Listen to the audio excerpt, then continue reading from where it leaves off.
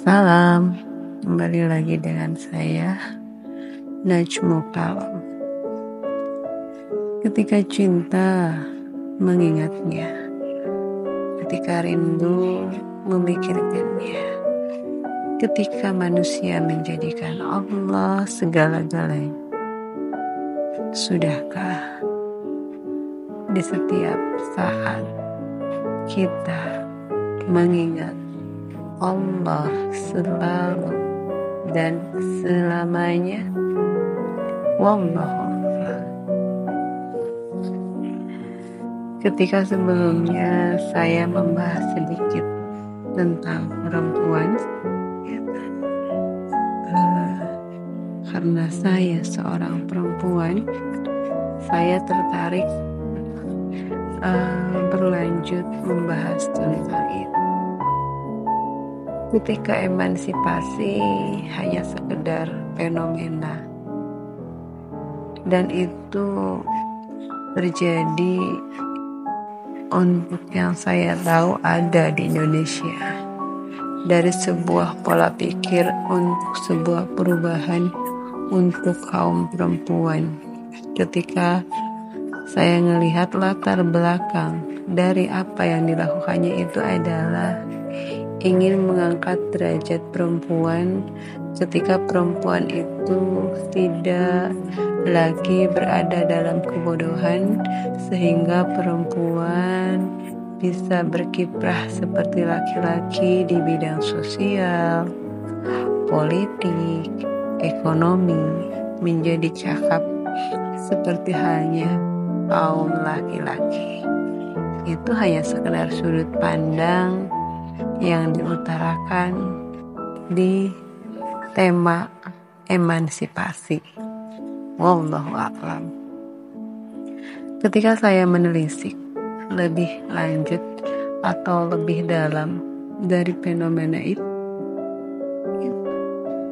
nyatanya ketika saya melihat konkretnya pada zaman sekarang, ketika saya nilai meskipun emansipasi sudah bergulir lama, ya hampir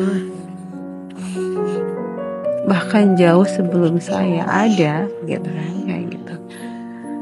Tapi saya masih melihat begitu banyak ketika konteks misalkan kebodohan yang ada pada manusia yang nggak bisa misalkan dengan hanya sebuah adanya emansipasi akhirnya semua perempuan bisa melakukan apa yang dicita-citakan oleh pencetus emansipasi itu sendiri ya. Ketika semua perempuan nyatanya tidak gitu kan, kayak gitu. Hanya ada beberapa perempuan, gak begitu banyak gitu kan, kayak gitu. Bahkan kalau untuk di bidang politik saya melihatnya sedikit sekali perempuan yang berkiprah di bidang politik.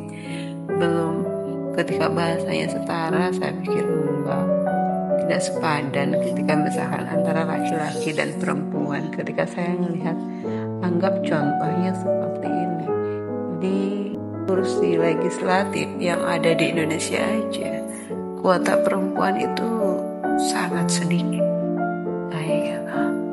Itu fenomena ya, kayak gitu. Jadi ya saya melihat belum ada keberhasilan ketika dalam konteks tanda kutip setara, yaitu sama.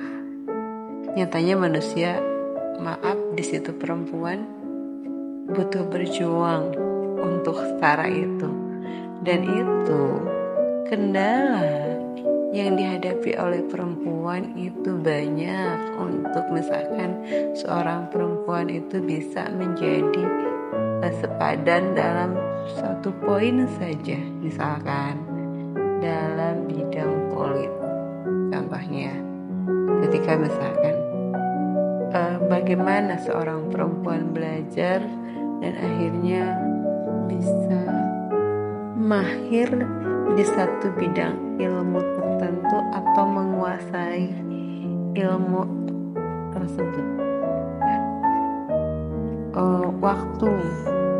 Waktu yang begitu terbatas untuk perempuan ketika berkenaan dengan banyak hal yang harus dilakukan di rumah. Ya, ketika hamil, perempuan sudah menikah, ketika menyusui, ketika mengurus anak, kan? Ketika harus mengurus rumah, gitu kan. Jadi waktu belajarnya sedikit. Mungkin ya ada waktu belajar ketika sebelum menikah. Tapi itu juga ketika benar-benar serius belajar ya dalam satu bidang ilmu tertentu, perempuan akan menguasai, gitu kan. Dan akhirnya anggap misalkan menjadi setara dengan kaum laki-laki di berbagai bidang ilmu. Wallahu a'lam, kayak gitu. Sebenarnya apa yang saya utarakan tentang ketika perempuan hamil, menyusui, melahirkan dan mengurus rumah itu sebenarnya bukan sebuah kendala ketika misalkan perempuan ingin benar-benar misalkan menjadi sosok sesuatu atau seseorang yang mahir dalam bidang tertentu. Ya perempuan itu akan bersungguh-sungguh dong ya belajar, membagi waktu dengan aktivitas yang harus dilakukan. Wallahu a'lam. Ya itulah sekedar fenomena di kehidupan tentang perempuan gitu. Ingin menjadi sesuatu yang ketika dalam sudut pandang saya, ketika saya misalkan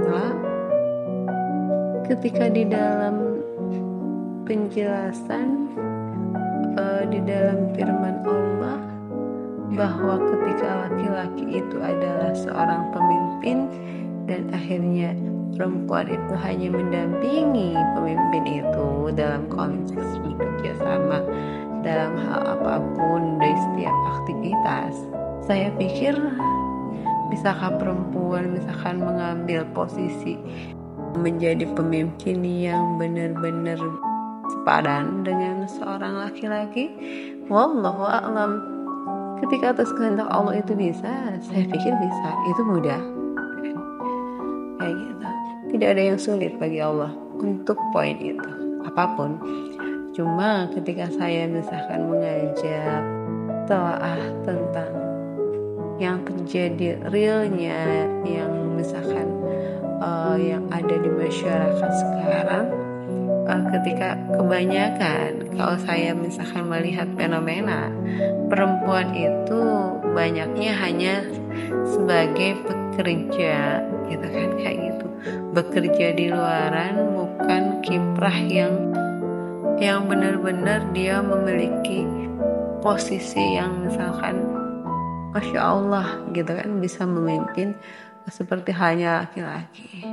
Tapi banyaknya ketika perempuan bekerja di luar itu hanya sebatas bekerja banyaknya di perusahaan, dan perusahaan yang ya hanya sekedar operator banyaknya gitu. Kalau untuk posisi-posisi yang benar-benar penting, saya lihat perempuan sedikit sekali misalkan mengisi kursi-kursi itu, bagian-bagian itu ya, nggak banyak gitu kan saya ngelihat. Ya di situ teknik perjuangan bagaimana perempuan ingin berjuang untuk setara dengan laki-laki, tapi nyatanya ketika atas kehendak Allah tidak bisa, ya tidak akan bisa gitu kan. Nyatanya ketika misalkan perempuan hanya misalkan berkutat di rumah, ya Masya Allah gitu kan, ya perempuan harus berlapang dada dong ya dengan itu gitu. Wallahu a'lam. Berlapang dada menurut saya adalah sesuatu yang obat untuk dijadikan agar tidak ada rasa seperti ini hidup gitu.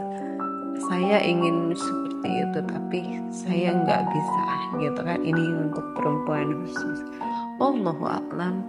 Itulah kehendak Allah untuk setiap manusia yang berbeda.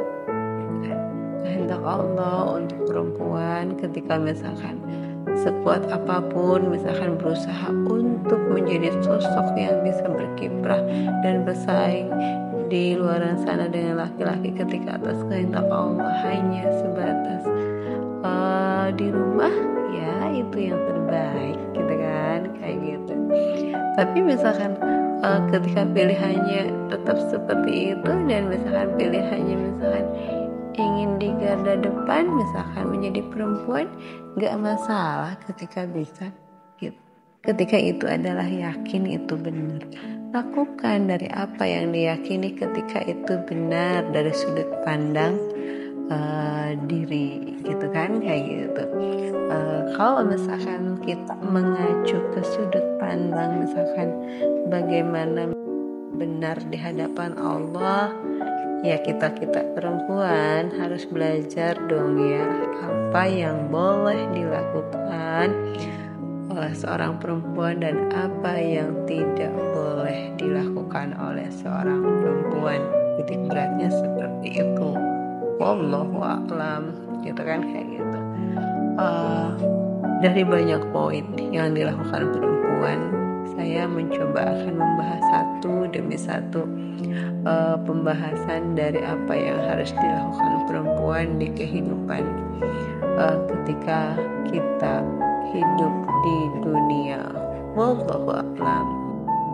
Semoga apa yang saya nyatakan bisa mencerahkan hati untuk bisa berlapang dada, dan akhirnya ketika orientasi yang dilakukan kita sebagai perempuan yaitu hanya karena Allah, dan akhirnya ketika hidup kita gitu kan di dalam hari-hari, ya harusnya sih Allah saja. Wallahu a'lam